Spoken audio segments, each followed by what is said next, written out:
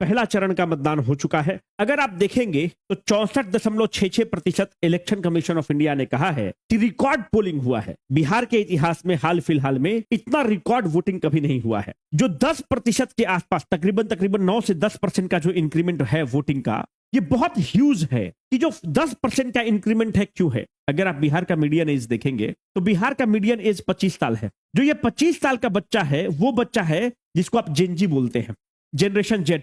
ये 1997 के बाद जो बच्चे पैदा हुए हैं उनको आप जेनजी बोलते हैं। ये वो लड़के हैं जो इंटरनेट युग में पैदा हुए हैं। ये वो बच्चे हैं जिन्होंने लालू का जंगल राज को नहीं देखा है। इन्होंने जंगल राज के बारे में सुना तो है पर इन्होंने जंगल राज को देखा नहीं है।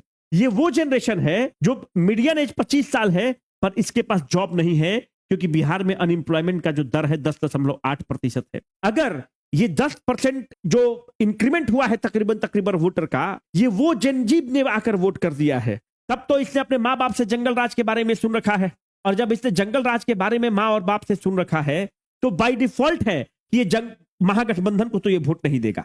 अगर ये महागठबंधन को वोट नहीं देता है और जो अभी की इनकम्बेंट सरकार है उस सरकार में उसको जॉब नहीं मिला है और वो नाराज है, तो बाय डिफॉल्ट ये है कि ये जन स्वराज को वोट कर रहा है। ये जेनजी जनरेशन नेपाल में तख्ता पलट कर चुका है।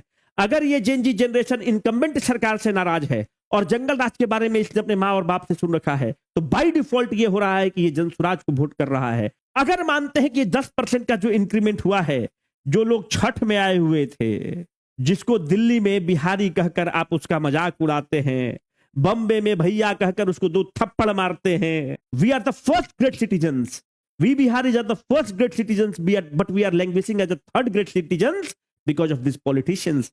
अगर जो पब्लिक छठ में आया है और जो रोज जलील हो रहा था, अगर वो अपना माइंड मेकअप करके अगर वो टिक गया है बिहार में और वोट कर दिया है, तो बाय डिफॉल्ट है कि अगर वो टिका हुआ था छठ में और वोट किया है तो इसका मतलब कि वो जन स्वराज को वोट किया होगा, क्योंकि वो जंगल राज से परेशान था, लालू का जंगल राज से परेशान था, और अभी की जो 20 साल की सरकार है उसकी नाकामियों से परेशान है और दिल्ली और बम्बे में सिक्योरिटी गार्ड का नौकरी कर रहा है बंदूक उठाकर। जो आ रहा है बिहारी कहकर उसको मजाक उड़ा रहा है।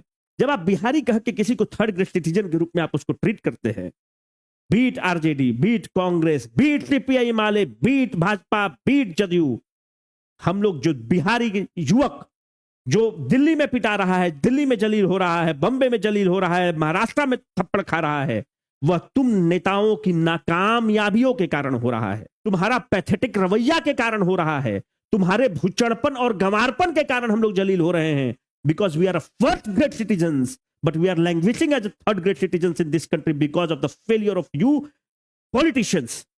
तो अगर ये 10% वोट छठ वाला भीड़ है, तब तो फिर वो जन स्वराज को वोट किया।